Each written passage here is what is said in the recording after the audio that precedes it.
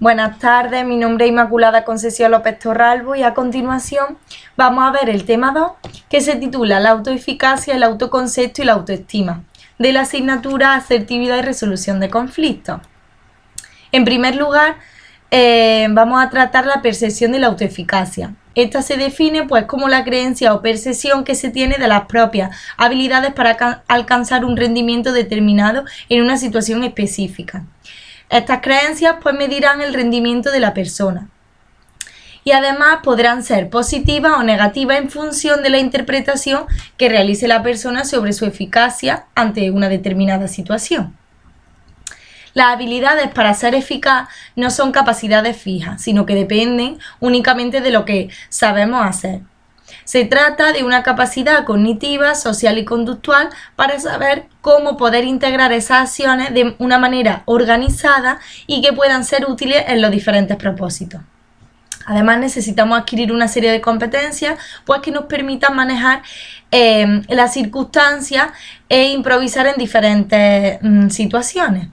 Y una parte importante de esa percepción de la capacidad que poseemos para poder realizarlo. Los juicios sobre la autoeficacia determinarán el esfuerzo que se aplicará para poder realizar una tarea o cuánto tiempo será una persona capaz de persistir ante dichas dificultades. Si una persona se siente capacitada para realizar una acción, se esforzará para poder llevarla a cabo y poder finalizarla con éxito.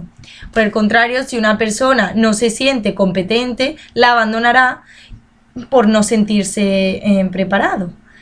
Entonces la persistencia suele ir acompañada de un buen rendimiento, puesto que las habilidades se ven aumentadas por dicho esfuerzo y la utilización de unos recursos disponibles. Pero no siempre se cumple en el ámbito académico. En ocasiones aquellas que se juzgan más eficaces y con más altas capacidades pueden sentirse un poco necesitados de un gran esfuerzo, ya sea ante un examen o la realización de tareas que prepararán por debajo de la demanda, siendo el resultado no siempre tan positivo. Por otro lado, para evitar estas consecuencias, ya se puede incluir el elemento de la incertidumbre. Y además, eso hará que se incremente el esfuerzo y la cantidad de recursos que se empleen en ella. Estas dudas sobre el autoconcepto producirán una serie de situaciones bastante estresantes y rendimientos por debajo de lo esperado, al centrar la atención en errores y fracasos en lugar de buscar unas posibles soluciones. Nuestro autoconcepto y autoestima sentarán las bases de nuestra percepción de autoeficacia y además medirán las relaciones que existen entre el conocimiento, la acción, afectando esta a nuestra motivación y por lo tanto a la conducta o acción. A continuación vamos a ver diferentes fuentes de información. Por un lado, tenemos los éxitos alcanzados, que aumentarán con nuestra percepción de eficacia. Los fracasos tenderán a bajarla, sobre todo si se ha producido un esfuerzo y no hay circunstancias externas asociadas a esto. Por otro lado, tenemos experiencias de observación del rendimiento de otros, es decir, cuando otros realizan una tarea que juzgamos satisfactoriamente, nuestras expectativas de eficacia aumentarán si percibimos que tenemos habilidades parecidas o similares. También permitirá observar a otros fracasando a pesar de haberse esforzado. Eso hará juzgar nuestras competencias como poco adecuadas para dicha tarea. Por otro lado, tenemos la persuasión verbal.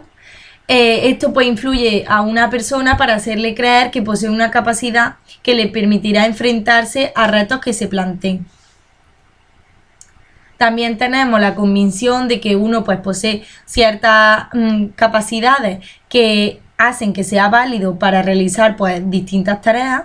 Y por otro lado tenemos estados fisiológicos de vulnerabilidad y fortaleza por medio de los cuales juzgamos nuestras capacidades.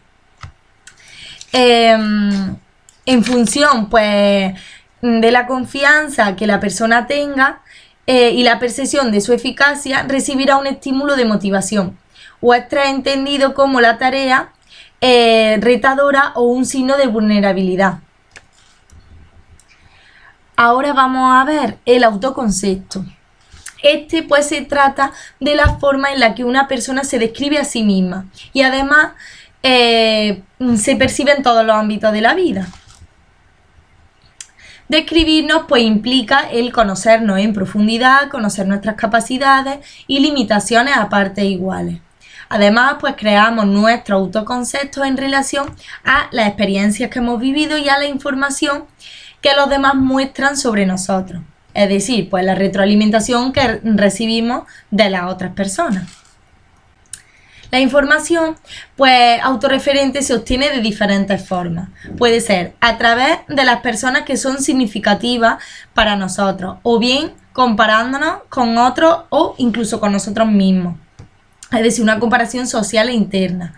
A través también de la observación de nuestra conducta y siempre teniendo en cuenta nuestros estados emocionales.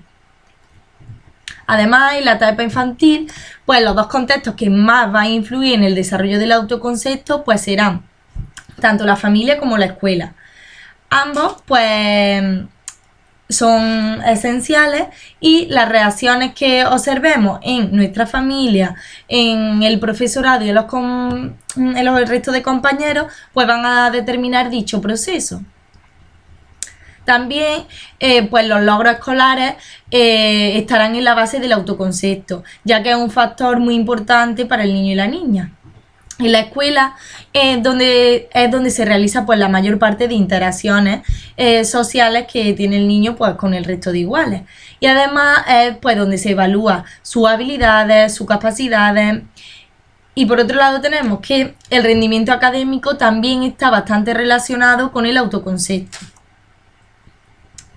El desarrollo del autoconcepto pues es muy significativo para poder respetarnos a nosotros mismos, ser tolerantes, así como saber realmente quiénes somos. Además, esto permite pues trabajar aquello que nos gustaría cambiar o incluso fortalecer.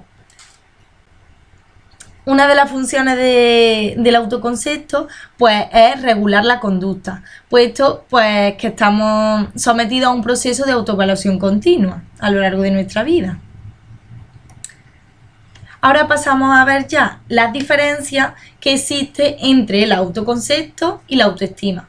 Pues bien, el autoconcepto se puede definir como el conjunto de elementos que una persona utiliza para describirse.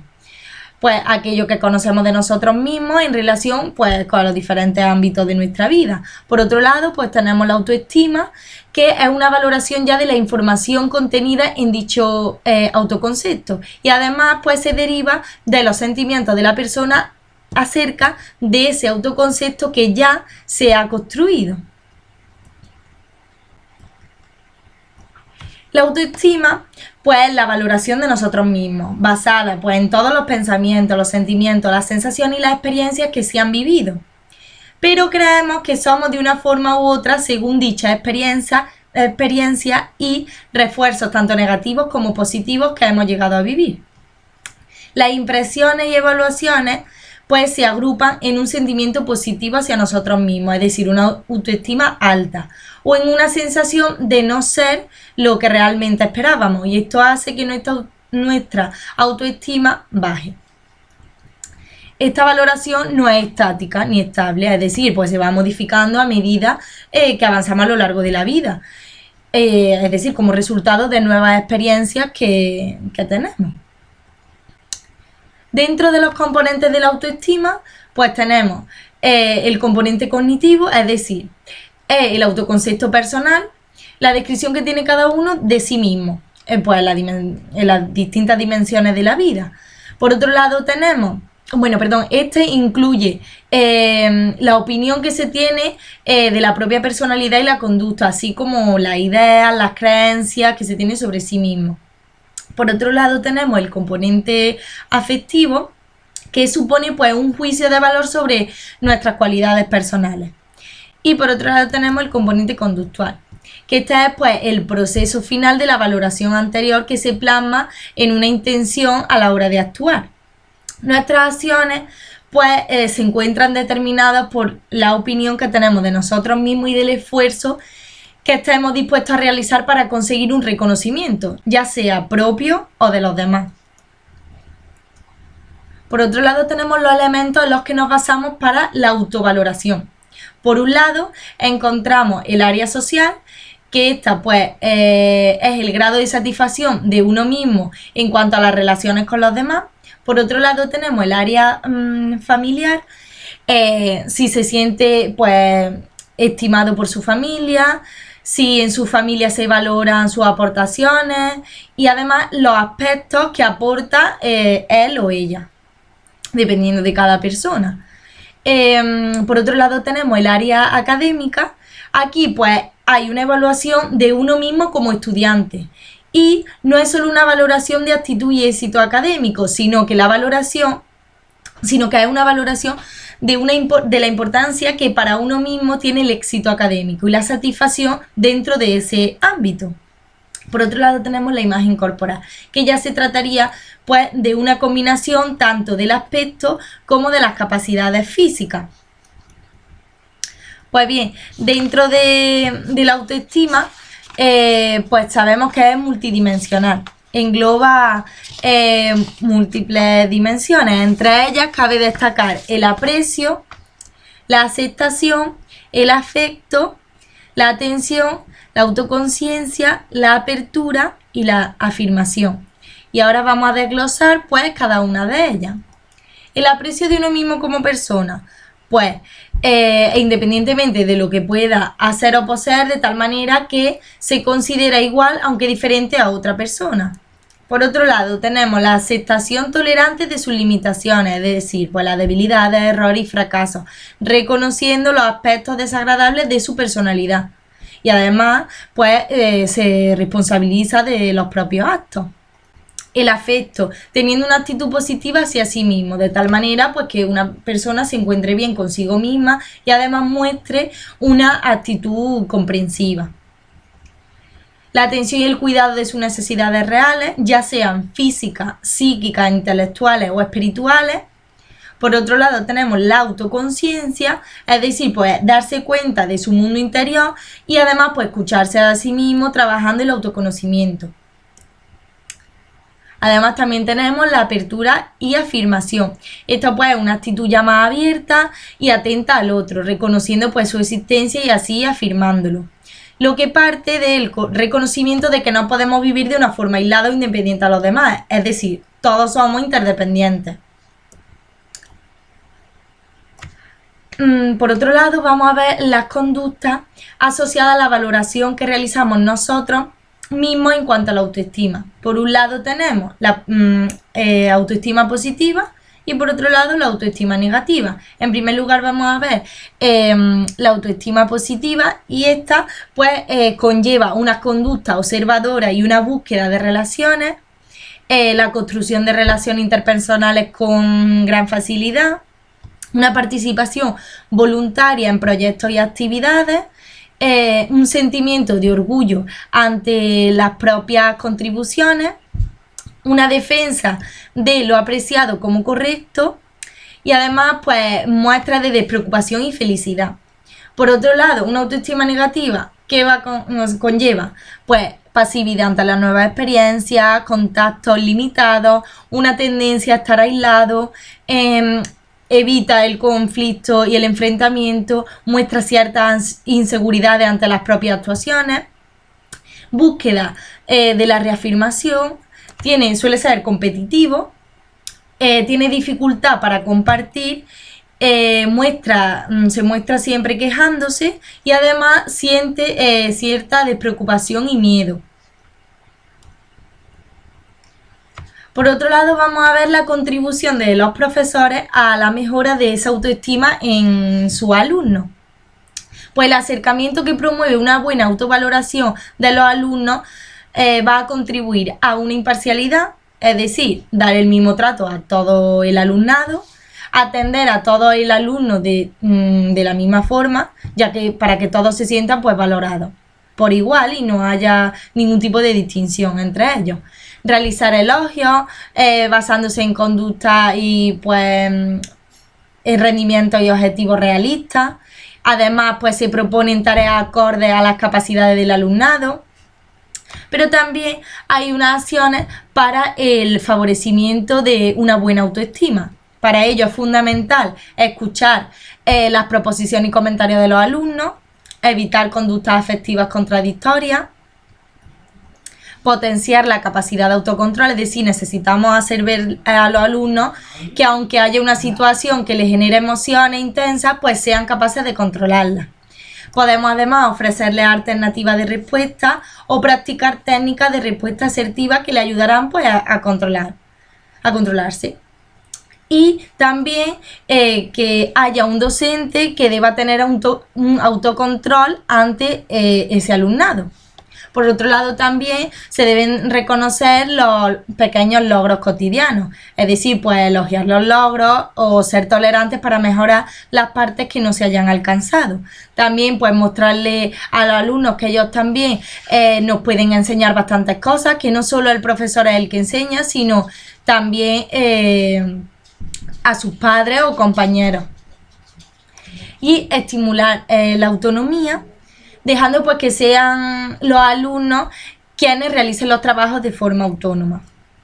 También pues tienen que hacerles ver sus errores, hacer ver que nosotros también podemos equivocarnos y evitar las tendencias a atribuir los problemas que se presentan a los rasgos de personalidad de los alumnos, es decir, una circunstancia o una respuesta determinada no definen a la persona.